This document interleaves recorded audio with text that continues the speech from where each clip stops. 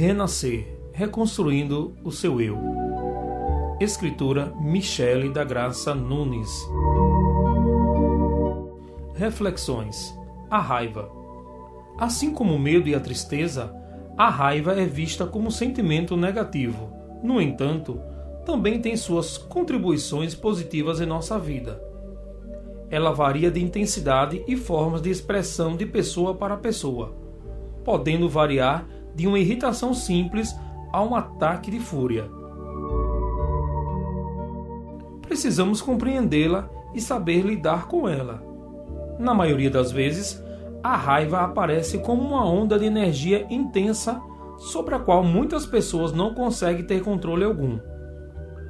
Quando esta sensação vai embora, ficam os resultados, que por suas vezes são devastadores: mal-estar, vergonha, relacionamentos desfeitos, constrangimento, objetos quebrados, sensação de arrependimento. Aí começam os julgamentos.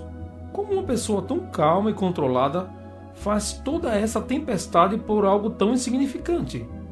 Entretanto, as pessoas não conseguem entender que essa energia estava sendo acumulada há tempos e que a qualquer momento seria liberada de alguma forma. Além do que, a maneira como cada pessoa interpreta o fato corresponde ao modo com que ela percebe o mundo e a si mesmo. Nesses momentos em que a raiva explode, é impossível ficar perto da pessoa sem se sentir afetado por sua energia. Teremos reações e sensações que vão desde o medo, constrangimento, incômodo ou a própria raiva. Raríssimas pessoas passariam indiferentes ou complacentes em situações como essa. Como as decorrências de um ataque de raiva desenfreado trazem diversos transtornos. Algumas pessoas tentam reprimi-la, mas essa atitude traz diversos resultados negativos, visto que ativam o sistema nervoso simpático e colocam o corpo em estado de alerta. As consequências vão desde dores do corpo devido à tensão constante, pressão alta, acidente vascular cerebral, ataque cardíaco, enfraquecimento do sistema imunológico, dentre outros. Se criarmos um hábito de contê-la, ela irá se acumular e se torna cada vez mais poderosa. À medida que essa energia acumulada cresce dentro do organismo, bastará o mais simples dos motivos para que exploda um vulcão em erupção. Estudos de uma universidade americana revelam que as pessoas que se irritam com frequência têm 3 vezes mais possibilidades de sofrer um infarto do que as pessoas que enfrentam as dificuldades com mais tranquilidade. Os pesquisadores afirmam que os resultados de frequentes ataques de raiva no corpo físico são tão ruins para o coração quanto das pessoas que fumam ou que consomem muita gordura saturada, ou ainda que engordam muito e não fazem nenhum exercício físico. A raiva tem origem nos pensamentos, quando por base em vivências do passado formulamos a ideia de que estamos sendo injustiçados ou maltratados. O inconsciente, quando sente uma ameaça, faz a pessoa ficar em alerta, protegendo o indivíduo do que ele acredita ser uma agressão.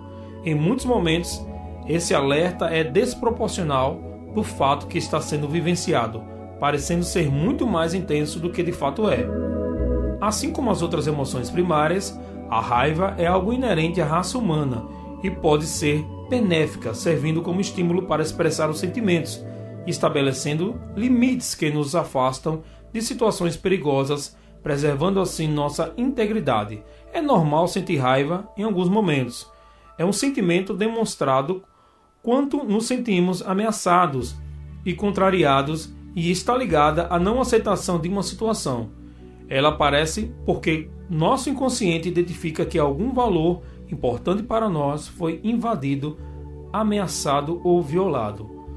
Por ser uma emoção primária e natural, precisamos aprender a deixar a raiva fluir livremente e não escondê-la, mas não podemos ser cruéis e descontá-la nas pessoas ou coisas, e sim expressar para que flua e vá embora naturalmente. Não devemos sair por aí agredindo pessoas, quebrando objetos ou provocando acidentes. Acredito inclusive que essas atitudes exageradas acontecem porque deixamos a raiva acumular por muito tempo a ponto de não conseguirmos controlá-la. Assim, quando a raiva aparece em alguns momentos, agimos de maneira exagerada. Convido-te a um exercício quando sentir raiva. Faça uma autoanálise e verifique as razões pela qual ela foi gerada. Questione-se: o que estou querendo controlar? O que você, raiva, quer de bom para mim? Há uma técnica de programação neurolinguística, PNL, onde observamos com o sintoma e descobrimos sua intenção positiva. A sua raiva pode estar querendo te proteger ou protegê-lo de algo que no passado te fez mal, ou quer justiça, até mesmo carinho e atenção. Por exemplo, enfim, você só vai descobrir se negociar diretamente com ela. Descobrindo os reais motivos, você consegue dar opções diferenciadas e canalizá-la a energia para outras atividades. Lembre-se que não cabe a nós dominar as situações ou as pessoas, até porque não podemos mudar o comportamento delas. Assim, o melhor a fazer é adaptar-se e encontrar outros meios para resolver a situação. Outra forma muito interessante de viver a raiva é canalizá-la para uma atividade produtiva, como exercitar-se, por exemplo. Muitas pessoas conseguem um resultado positivo quando utilizam a energia da raiva em uma atividade desse tipo. Por tudo isso, use sua raiva da melhor forma. Se ela não está te fazendo bem, mude a rota, a direção. Transforme-a, transforme-se e mude de vida.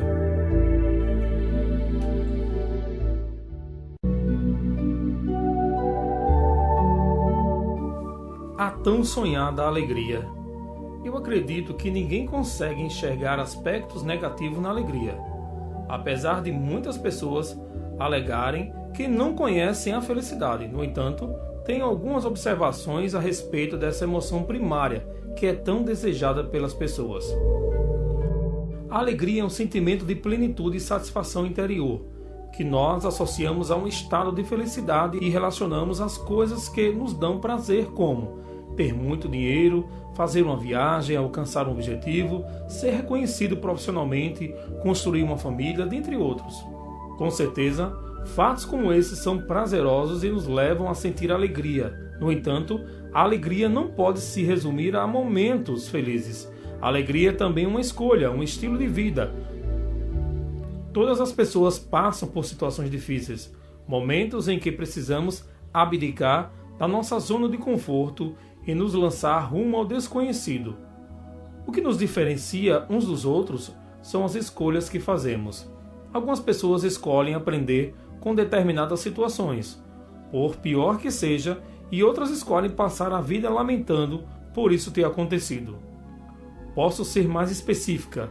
Se descobrirmos que temos um problema de saúde, podemos reclamar por estar doente, achar que não merecíamos tal provação, pensar no quanto é doloroso fazer um tratamento, ou podemos escolher ficar curados. Assim passamos a não aceitar outra opção que não seja a cura.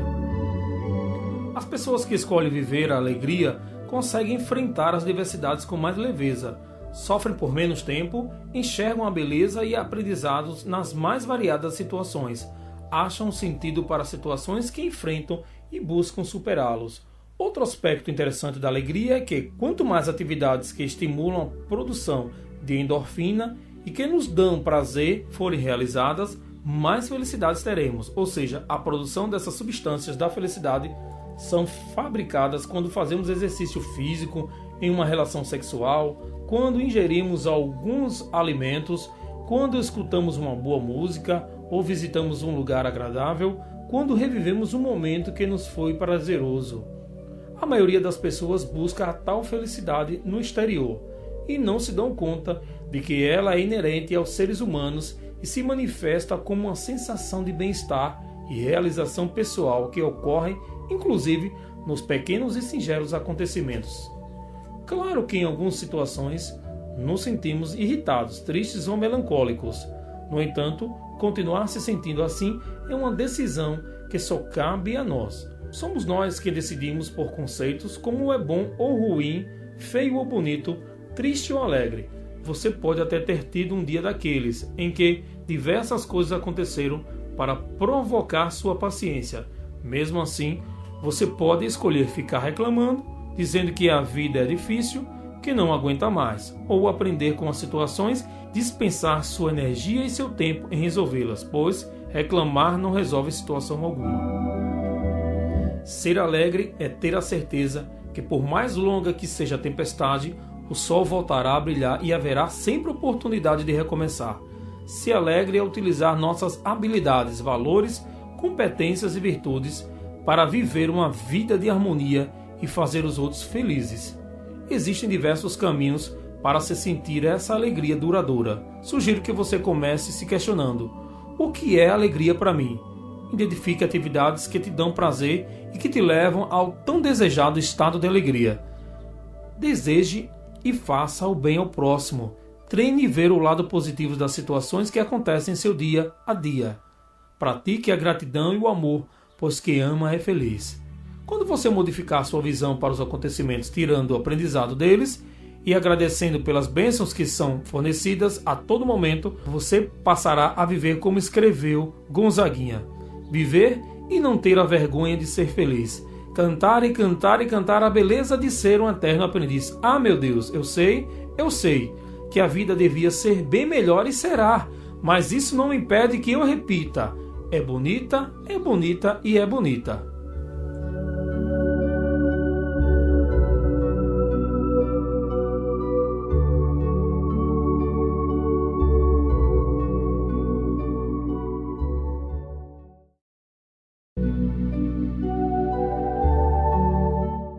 A tristeza.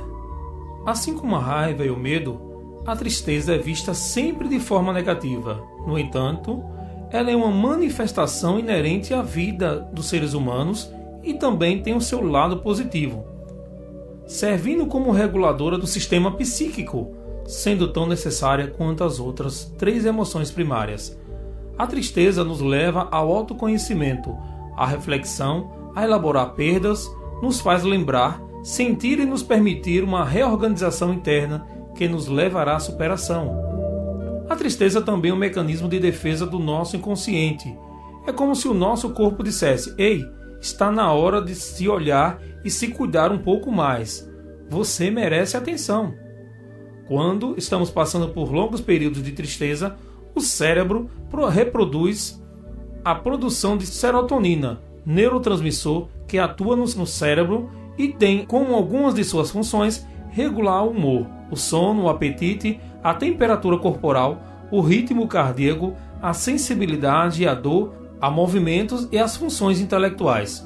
O déficit desse neurotransmissor pode levar a médio e longo prazo à depressão, obsessões compulsivas e ataques de violência, afetando diretamente nossa conduta. Por esta razão, precisamos ter certa cautela com a tristeza e detectar até que ponto ela é natural. Se sentir triste quando perdemos um ente querido, um amigo, quando nos decepcionamos com alguém, quando nos frustramos com algum resultado que almejávamos e não alcançamos, quando algo de ruim nos acontece, é absolutamente normal. Sentir isso não nos torna depressivo, ao contrário, ajuda a preservar a nossa saúde mental. Vivenciar o luto de qualquer situação é extremamente saudável. O que não podemos é permanecer eternamente na tristeza e presos ao fato que nos levou a senti-la. Algumas pessoas têm o padrão de comportamento de viver presas ao passado. Essas pessoas geralmente lamentam muito e sofrem a mesma dor no momento em que a situação ocorreu, todas as vezes em que recordam o fato e que as leva a desenvolver outras doenças, visto que a sensação de tristeza e outros sintomas vivenciados naquele momento são contínuos. Quando vivenciamos algo que nos leva a sentir tristeza, devemos, antes de tudo, senti-la verdadeiramente. Chorar, gritar, desabafar com alguém de nossa confiança, abraçar. No entanto, para o nosso bem, essa tristeza precisa ser passageira. Todos nós carregamos diversos recursos internos que nos ajudarão a superar as situações intempestivas, sejam elas quais forem. Possuímos também habilidades que podem modificar nosso estado interno da tristeza para a alegria intensamente. Cabe a você reconhecê-las e utilizá-las quando necessário. A boa notícia é que você pode conseguir isso sem utilizar droga alguma, sem exceder na alimentação ou outras fontes viciantes. comece mudando a sua comunicação. Melhore o seu padrão de linguagem, sorria, cante, dance, pratique uma atividade física, visite pessoas queridas, assista a um filme, vá a uma paisagem que te traga paz e equilíbrio, beije e abrace. Essa lista é enorme. Você merece identificar seus recursos. Faça uma lista de atividades que te levam ao prazer e que te façam se sentir bem imediatamente. Deixe a lista em um lugar visível e quando se sentir triste, escolha um dos recursos listados por você mesma e haja agora. Um dos recursos que costumo utilizar é a gratidão, e este sempre funciona, afinal, são intermináveis os motivos para agradecer. Outra técnica interessante consiste em relembrar bons momentos, revivê-los de uma forma nítida possível, lembrando os diálogos, as cores, o local, as sensações que você sentiu naquele momento. Reviver estes momentos aumentará a produção de neurotransmissores e hormônios do prazer que te levarão a se sentir melhor física e mentalmente. A maioria das pessoas desejam estar alegre o tempo todo, no entanto, afirmo que ninguém consegue tal feito. Existem momentos em nossa vida que sentir e vivenciar a tristeza é inevitável. Assim, não negue suas tristezas, não impeça que ela se manifeste e não ignore. Você, como todos os outros seres humanos, tem o direito de ficar triste e de aprender com esses momentos. Ao contrário, aproveite-os para expandir a sua consciência, descubra seus melhores recursos e utilize em benefício próprio, condicionando-se a se sentir bem em qualquer situação.